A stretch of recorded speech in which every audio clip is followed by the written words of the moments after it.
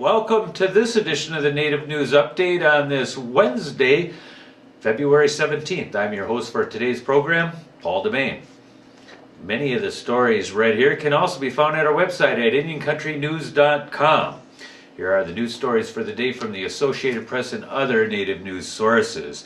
Attorneys in the case of a motivational speaker charged with manslaughter remain free to speak about the case as a judge considers whether to issue a prosecutor's request for a gag order. Yavapai County Judge Warren Darrow said he would take the request under advisement and reminded attorneys to comply with ethical rules that govern their conduct. An attorney for James Arthur Ray, who faces 3 counts of manslaughter stemming from a sweat lodge ceremony he led in October, argued that a simple reminder of such rules should suffice.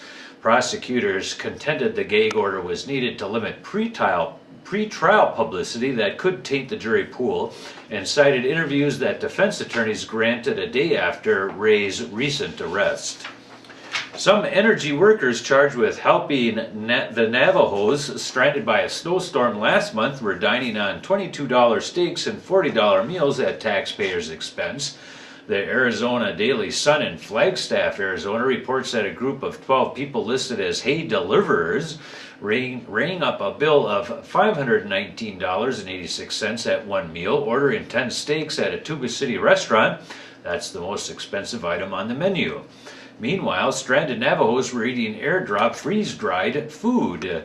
Coconino County Supervisor Lena Fowler also allowed her county expense credit card to be used by the Navajo chapter president and dozens of tribal police officers for free meals. Nearly $3,000 was charged to her account.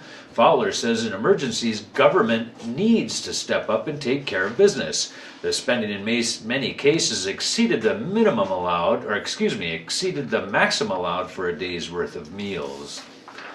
The proposed payoff of a decades-old debt by the federal government to a private Alaska Native corporation has prompted growing criticism that it's nothing more than a modern-day land grab. Critics question why Alaska's corporation and its more than 20,000 member shareholders would be allowed to cherry-pick some of the loveliest and most valuable lands in the Tungus National Forest. Alaska said the transfer up to 85,000 acres of federal land is an unpaid debt and long overdue, and could create new economic opportunities in an area of Alaska where the timber industry is dying. Jim Gold, mayor of Thorn Bay, a town of about 400 people on Prince of Wales Island, countered that if Alaska gets what it wants, the town's dependable supply of timber and the jobs that go along with it will be gone. All 3 of the Alaska's congressional delegations sponsored a bill that would approve the transfer. It would be the first time that one of the 13 native regional corporations formed nearly 40 years ago has been allowed to pick land outside their original boundaries. Alaska was entitled to up to 375,000 acres as part of the 1971 Alaska Native Claims Settlement Act, but received only 290,000 acres. Much of the land it was entitled to was tied up in long-term timber contracts to other companies at the time. Some moose that had been recently collared had to be recaptured on the Grand Portage Chippewa Reservation in northeastern Minnesota because their satellite collars had malfunctioned. Helicopter crews recaptured the 8 moose during mid-February.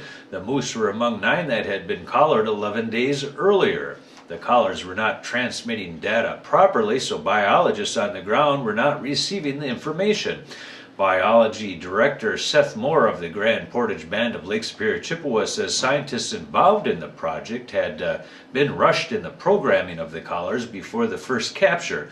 Moore tells the Duluth News Tribune the recapture effort was beautifully executed. A new online radio station will give voice to the Tlingit, Haida, and Tsimshian cultures in southeast Alaska. Tribal Voice Radio was launched at 8 a.m. February 15th at tribalvoiceradio.com. It was approved in December by the Central Council Tlingit and Haida Indian Tribes of Alaska.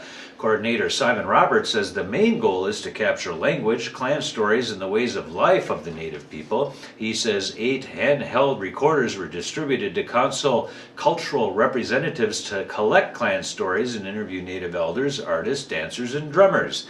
He says anything that happens can be recorded to give voice to the Native communities. 2 filmmakers say they plan to turn a novel by celebrated American Indian novelist James Welch into a movie and are auditioning for actors. Filmmakers and brothers Alex and Andrew Smith said they plan to start filming the movie based on the novel Winter in the Blood in July, and that it will be shot entirely in Montana. The novel by Welch, published in 1974, is described as a key book in the Native American Renaissance that began in the 1960s. It is set on the Fort Belknap Reservation and follows one man's struggle to find his identity and roots in a modern world while dealing with self-doubt and addiction. Welch was born in 1940 and grew up mainly on the Fort Belknap Reservation. He passed away in the year 2003 at the age of 62. And that is the latest roundup of news from Indian Country on this edition of the Native News Update. We want to thank you for joining with us. Come back again soon.